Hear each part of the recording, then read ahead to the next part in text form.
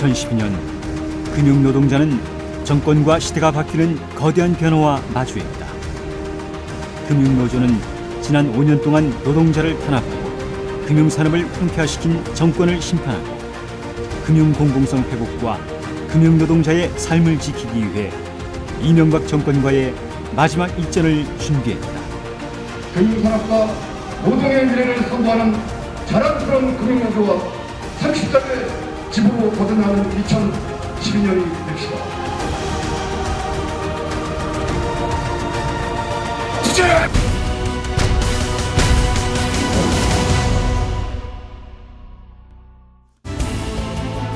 금융노조는 정기 대의원 대회와 전체 상임 간부 워크숍을 개최하고 2012 임단투 승리와 반노동자 정권 심판 투쟁의 포문을 열었다.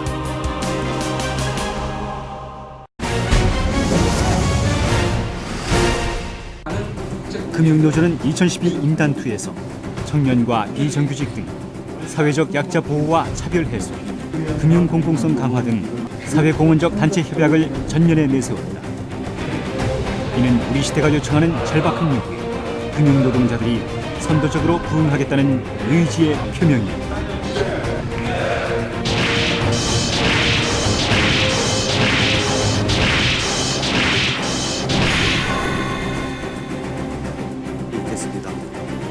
또한 MB 정권 하에서 후퇴한 임금, 근로조건의 원상회복과 근무시간 정상화 등 금융노동자의 이해와 요구를 관철시키기 위해 주력했다.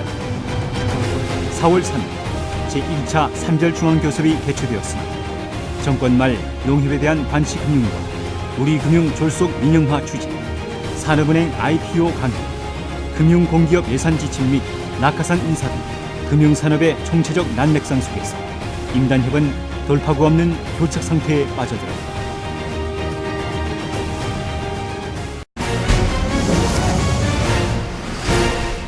금융노조는 사생결단의 대투쟁에 나섰다.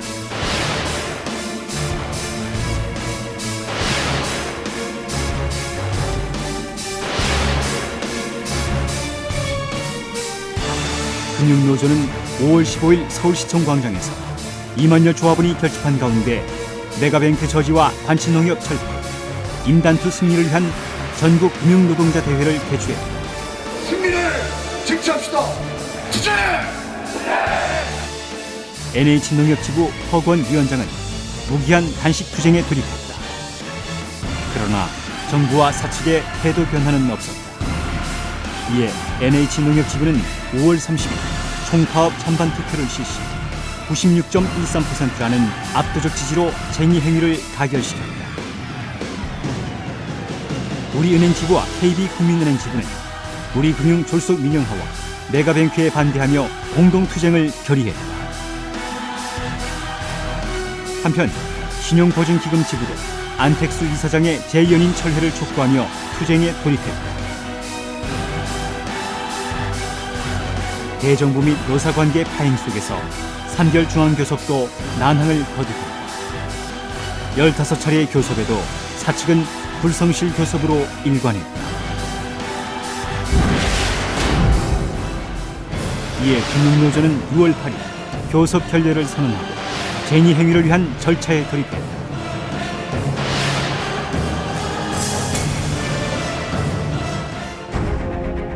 금융노조는 지부조합은 노동교육에 적극 결합해 현장과의 소통을 강화하고 투쟁 동력을 조직화했다. 50여 회에 걸친 지부 노동교육을 통해 1만 명 이상의 조합원과 직접 대면하며 금융노조의 역사와 정치 세력화, 총파업의 당위성을 전파했다.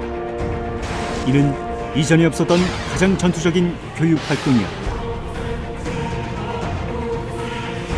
금융노조는 7월 10일 전체 조합원 쟁의행위 찬반 투표를 92%라는 압도적 찬성률로 가결되었다. 2000년 7월 11일 총파업이 이후 12년 만에 산별 총파업이 가시화된 것이다. 7월 24일 총파업 돌입 기자회견을 통해 금융노조는 7월 30일 하루 총파업을 선언했다. 이번 파업은 사회적 약자를 보호하고 금융의 공공성을 강화하고 MB 정권 말에 망가져가는 금융산업을 바로 세우기 위한 투쟁입니다. 박살내자! 박살내자! 반칙은요! 박살내자! 파업! 파업! 초파업!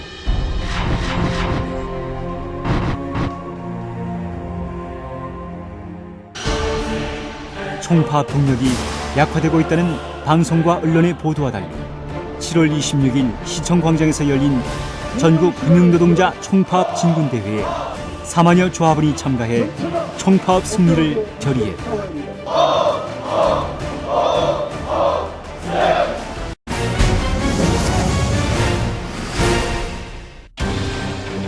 금융노조의 7월 30일 총파업이 임박하자 정부와 사측의 견관벽이 한순간에 무너지기 시작했다.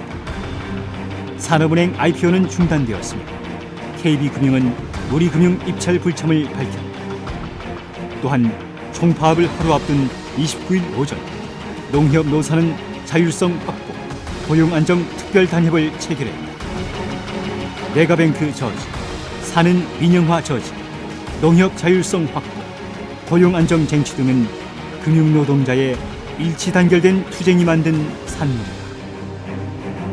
금융노조는 7월 29일 긴급 대표자 회의를 소집, 파업 연기를 결정했다. 대정부 투쟁이 일단락되면서 8월 21일 산별 교섭도 재개되었습니다. 금융노조와 금융산업 사용자 협의회는 10월 20일 2011년도 임금협약서에 서명했다.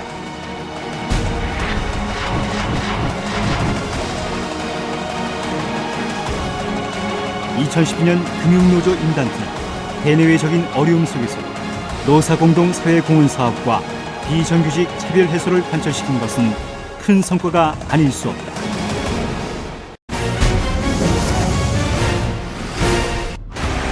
금융노조는 총파업 및 정치투쟁이라는 열린 공간에서 금융공공성 확대를 위한 각종 토론회를 개최하는 한편 금융노동자의 요구를 직접 관철하기 위한 법률 재개정 투쟁을 병행했다.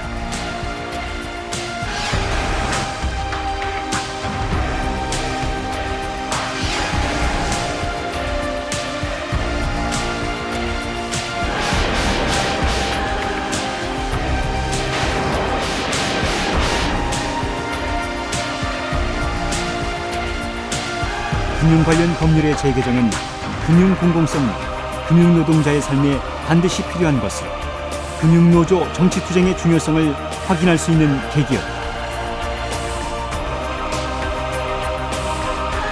금융노조는 양대 노총, 공공부문 공대위와 함께 사회공공성 강화, 대정부 교섭 쟁취 등을 위해 연대투쟁을 전개했다.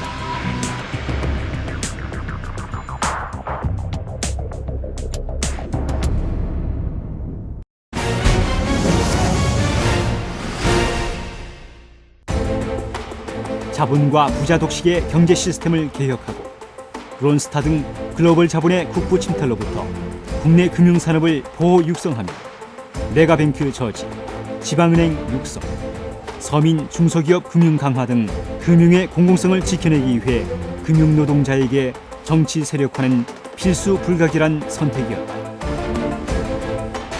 특히 한국노총의 조직적 결의로 창당 과정에 함께했던 민주통합당은 이러한 금융노동자의 요구에 적극 부응했으며 금융노조는 총선과 대선 과정에서 현장의 요구를 수렴해 민주통합당의 승리를 위한 정치활동을 적극적으로 전개했다.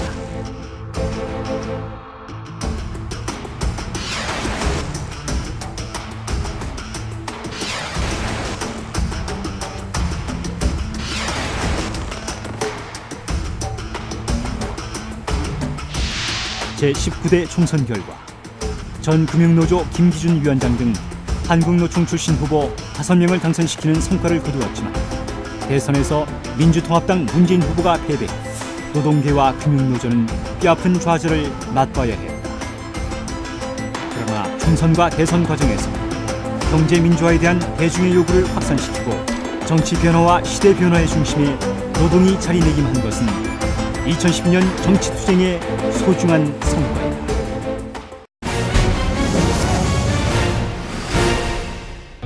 지난 5년 동안 금융산업을 황폐화시키고 금융노동자들에게 끝없는 희생을 강요했던 MB 정권이 물러나고 2013년 새해 박근혜 정부가 출범을 앞두고 있다. 금융노조는 새로운 각오로 닥쳐올 거대한 변화에 대응해 나갈 것이다.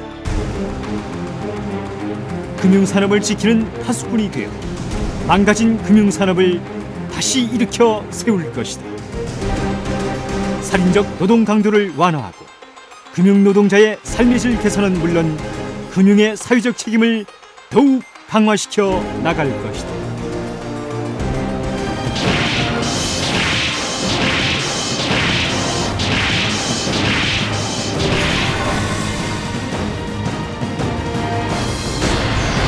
일어서자 금융노동자여, 새 희망 새 각오로 거대한 변화의 주체로 우뚝 서자.